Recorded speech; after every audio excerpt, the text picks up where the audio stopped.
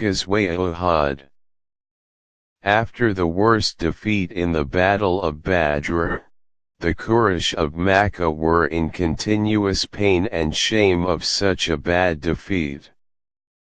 Those whom brother, son, or the father was killed in the Badr, were looking for a chance of revenge for the Muslims. At last, Abu Sufyan with many of the Arab leaders, unite in a meeting and decide to take revenge of their beloveds, who were killed in the Battle of Badr, by the Muslims. At this event the holy verse of Al-Quran was revealed. Inna lazina kafaru yanfiqu amwalahum laysadu an sabil Allahi fayasfiqunaha alaykum takunu alayhim hazrat sum yakliban. Al-Anfal, 36. Ghazwa Uhud map. On hearing this, the Holy Prophet peace be upon him, sent Anas peace be upon him and Manis peace be upon him, to investigate the matter, and they reported that the Quraysh are near to attack. The Habib bin Munzir was sent to see the strength of the force of the Quraysh, and he reported the right figure and strength of the force. The scouts were placed on the Masjid-e-Nabawi and on the entering points of the city. It was Friday night. In the next morning, the Prophet peace be upon him called for all the respectable of Medina and took advice on them. Most of the advised to stay in the city and defend, but some, who were not a part of Jang-e-Badr, asked to go forward and compete them out of the city. On this occasion the Holy Prophet peace be upon him, told his denouement of his last night dream, according to which, the Muslims were saved in the Medina. In the battle some of the companions were about to lose, so he suggested not to stay in Medina and defend from there, as by this they could be assumed weak. On 11th Shawwal, the Prophet peace be upon him set out for the battlefield with 1,000 companions.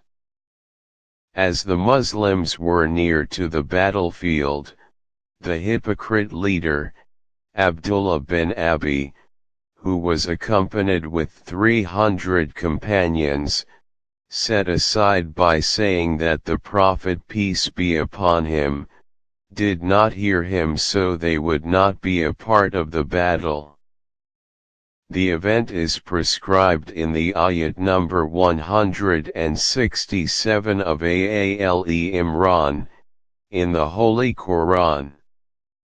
Now Muslims have left with 700 companions, with only 2 horses.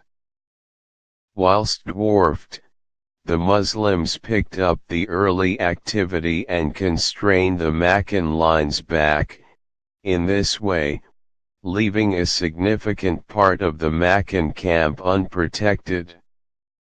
At the point when the fight looked to be one and only step far from a definitive Muslim triumph, a genuine slip-up was conferred by a piece of the Muslim armed force, which adjusted the result of the fight. A break of requests of Muhammad peace be upon him, by the Muslim army, who left their allocated presents on the raid the Meccan camp, permitted an amazing attack from the Meccan mounted force, drove by Meccan war veteran Khalid ibn al-Walid, which brought disorder to the Muslim positions. Numerous Muslims were slaughtered, and even Muhammad peace be upon him, he was gravely harmed. The Muslims needed to withdraw up to the inclines of Uhud.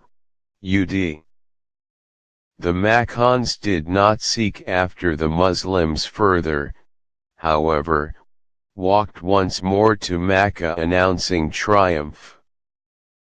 For the Muslims, the fight was a huge setback, in spite of the fact that they had been near to directing the Makkans a second time.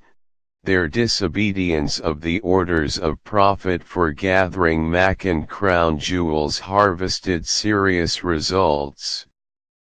The two armed forces would meet again in 627 AD at the Battle of the Trench.